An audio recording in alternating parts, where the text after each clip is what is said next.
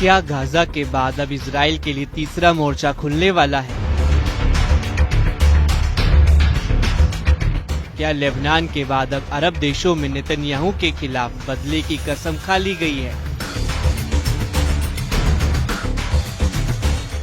Syria से Israel के लिए बहुत बुरी खबर है। अगर हालात खराब हुए तो यहाँ वो जंग हो सकती है जिसे ग्रेटर इजराइल बनाम ग्रेटर अरब युद्ध कहा जा रहा है। पश्चिम एशिया में नया वॉरजोन एक्टिव हो गया है। बमबारी शुरू हो चुकी है। फौजें एक दूसरे के खिलाफ युद्ध के लिए तैयार हैं।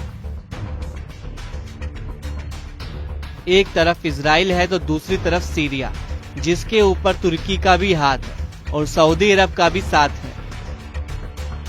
सीरिया की सड़कों पर इजराइल के खिलाफ नारेबाजी हो रही है।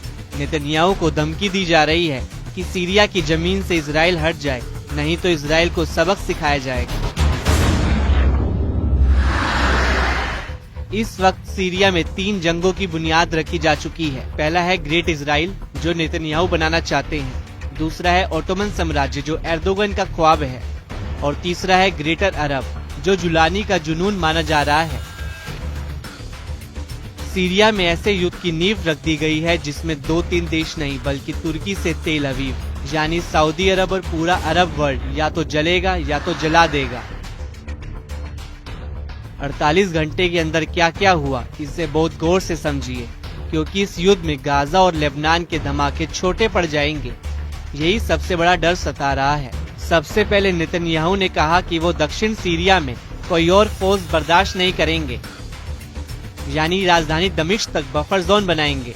इसके बाद सीरिया में जुलानी की हुकूमत में पहली बार इजराइल के खिलाफ लोग सड़क पर आ गए, यानी मैसेज साफ है, इजराइल को सीरिया छोड़ना होगा।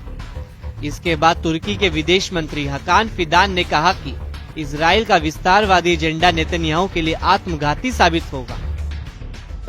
Özellikle sınırdaş olan ülkelerde Ürdün, Lübnan, Suriye buralarda ve Lübnan'da bir zayıflık, istikrarsızlık। तुर्की से तेल अवीव के लिए वार्निंग बस पहुंची ही थी कि इजराइल के फाइटर जेट एक्टिव हुए, बम लोड किए जाने लगे। इजराइल के F-16 और F-15 लड़ाकू विमानों को बमबारी के मिशन के लिए तैयार किया गया और फिर इंतजार हुआ नेतन्याहू के ऑर्डर का। इजराइल के तेवर खतरनाक हो गए। תערוך בחתר החרמון ובמרחב החיץ לזמן בלתי מוגבל כדי להגן על יישובינו ולסכל כל איום.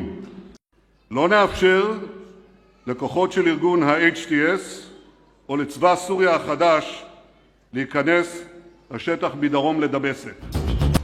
तुर्की ने हाल ही में इजराइल के दक्षिण सीरिया के गोलान हाइट्स पे कब्जा करने की निंदा की है। तुर्की ने अंतर्राष्ट्रीय नियमों को तोड़ने के लिए इजराइल को घेरा है। इसके जवाब में इजराइल ने तुर्की पर आरोप लगाया है कि वह आतंकी समूहों की मदद से उत्तरी सीरिया के कुछ हिस्सों पर अवैध रूप से कब्जा कर रहा है। इसलिए अब आशंका ये है कि सीरिया दोनों देशों के बीच नया युद्ध का मैदान बन सकता है।